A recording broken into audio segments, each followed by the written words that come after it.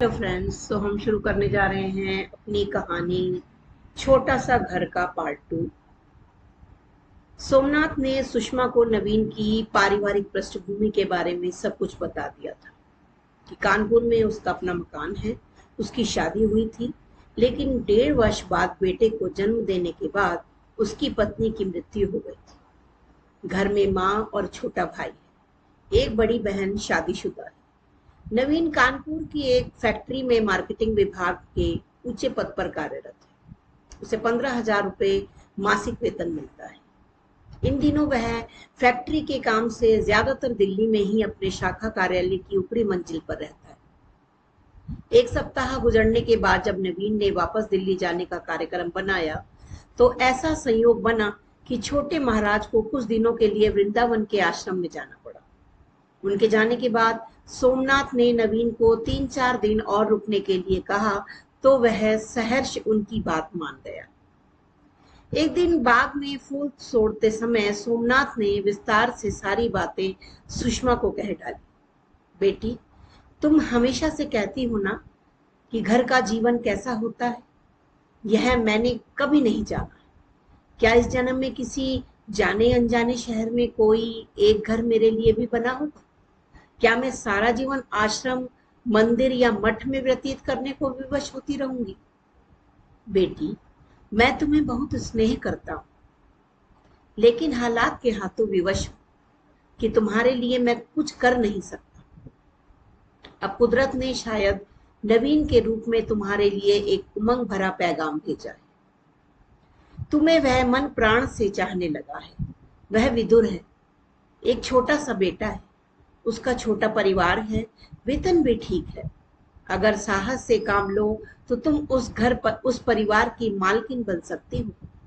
बचपन से अपने मन में पल रहे स्वप्न को साकार कर सकती हो। लेकिन मैं नवीन की कही बातों की सच्चाई तब तक खुद अपनी आंखों से नहीं देख लूंगा, तब तक इस बारे में आगे बात नहीं करूंगा। वह कल दिल्ली लौट जाएगा, फिर वहां से अगले सप्ताह कानपुर जाएगा। इस बारे में मेरी उससे बातचीत हो चुकी है। 3-4 दिन बाद मैं भी दिल्ली चला जाऊंगा और उसके साथ कानपुर जाकर उसका घर देखकर ही कुछ निर्णय लूंगा।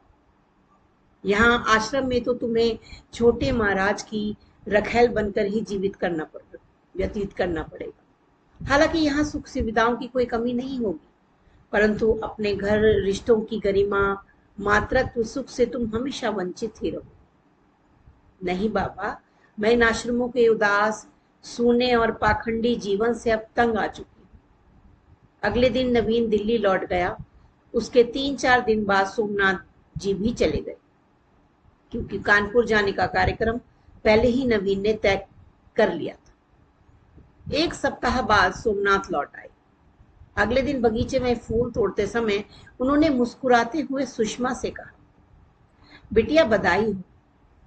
जैसे मैंने अनुमान लगाया था उससे कहीं बढ़कर देखा सुना। सचमुच प्रकृति ने धरती पर किसी कोने में एक सुखद, सुंदर और छोटा सा घर तुम्हारे लिए सुरक्षित रख छोड़ा है।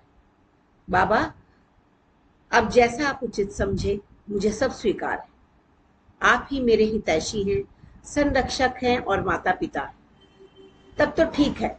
लगभग 2 माह बाद ही छोटे महाराज, बुआ और इस आश्रम की 5-6 महिलाओं के साथ हम दोनों को भी हर वर्ष की भांति उज्जैन के अपने आश्रम में वार्षिक भंडारे पर जाना है। इस बारे में नवीन ने मेरी बात हो चुकी है। नवीन ने खुद ही सारी योजनाएं तैयार की। यहाँ से उज्जैन जाते समय रात्रि 10 बजे के लगभग ट्रेन झांसी पहुंचेगी। छोटे महाराज अपने 3 शिष्यों के साथ प्रथम श्रेणी के एसडी डिब्बे में यात्रा कर रहे होंगे। शेष हम लोग दूसरे दर्जे में शयन यान के सफर करेंगे। तुम्हें झांसी स्टेशन पर उतरना होगा। वहां नवीन अपने 3-4 मित्रों के संग तुम्हारा इंतजार कर रहा होगा। वैसे घबराने की जरूरत नहीं, क्योंकि नवीन की बुआ का बेटा वहीं झांसी में पुलिस इंस्पेक्टर के पद पर तैनात है। अगर कोई अड़चन आएगी तो सब संभाल लेगा। क्या आप मेरे साथ झांसी स्टेशन पर नहीं उतरेंगे?